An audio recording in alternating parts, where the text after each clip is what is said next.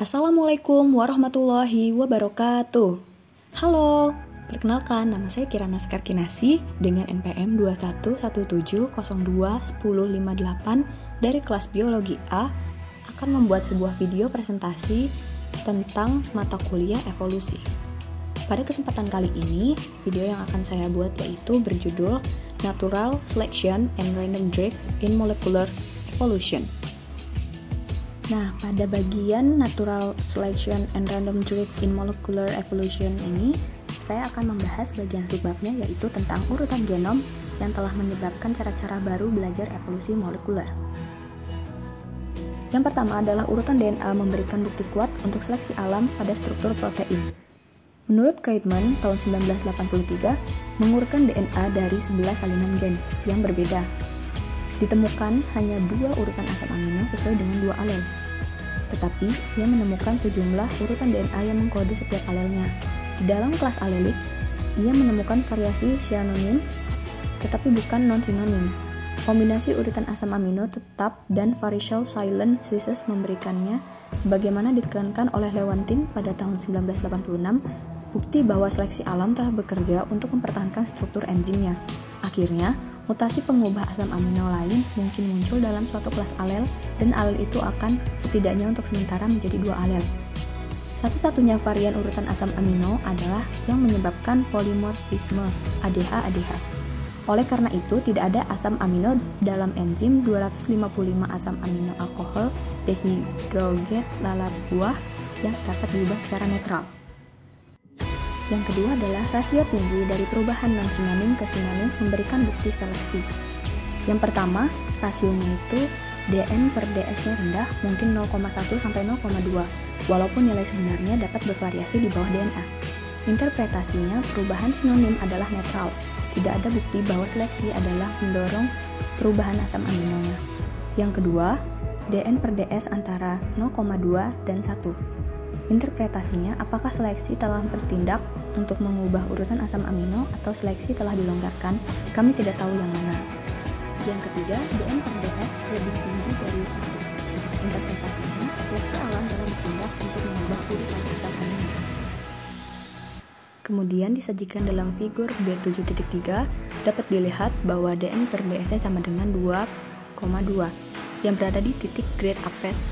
Di bawahnya ada Old World Monkey. Lalu, untuk yang Dn per ds sama dengan 0,21 terletak pada rodents dan pada Artiodactyls itu tidak terdapat Dn per ds-nya. Yang berarti semburan evolusi dalam gen leptin selama asal-usul kera. Rasio non-sinonim untuk evolusi sinonim pada gen leptin umumnya sangat rendah, seperti angka 0,2 untuk garis keturunan hewan pengerat.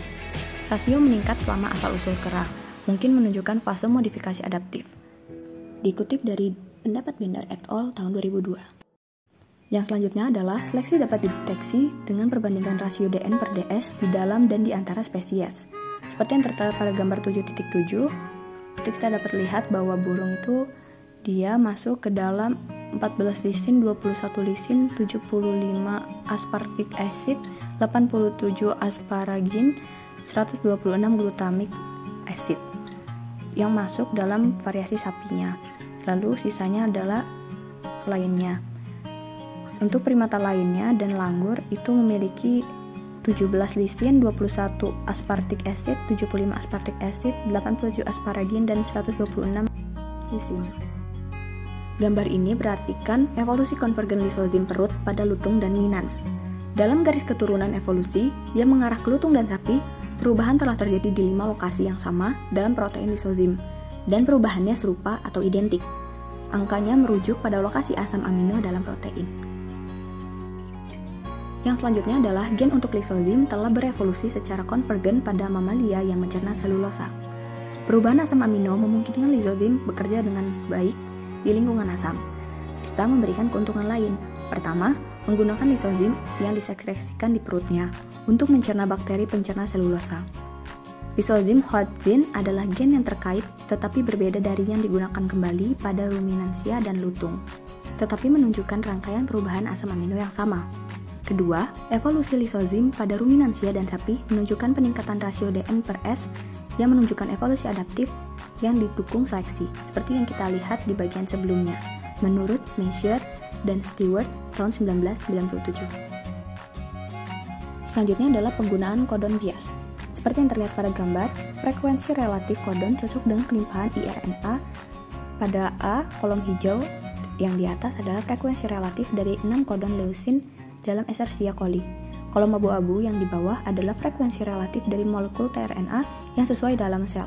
Dua set codon yang digabungkan dengan tanda dikenali oleh satu molekul tRNA. Yang B, relasinya yang sama tetapi dalam Saccharomyces cerevisiae. Sehingga jika disajikan ke dalam tabel seperti tabel 7.7, berdasarkan leucin kodonnya yaitu UUA, UUG, CUU, CUC, CUA, dan CUG, E. coli memiliki titik tertinggi pada CUG 5,54 dan titik terendahnya pada CUA yaitu 0,31. Sedangkan pada Saccharomyces cerevisiae berada di titik tertinggi yaitu 5,34 pada leucin kodon UUG dan terendahnya 0,51 pada leucin kodon CUC. Keterkaitan kodon inisisi pada tanaman ragi Escherichia coli dan Saccharomyces dibagi menjadi gen penggunaan besar dan gen penggunaan kecil.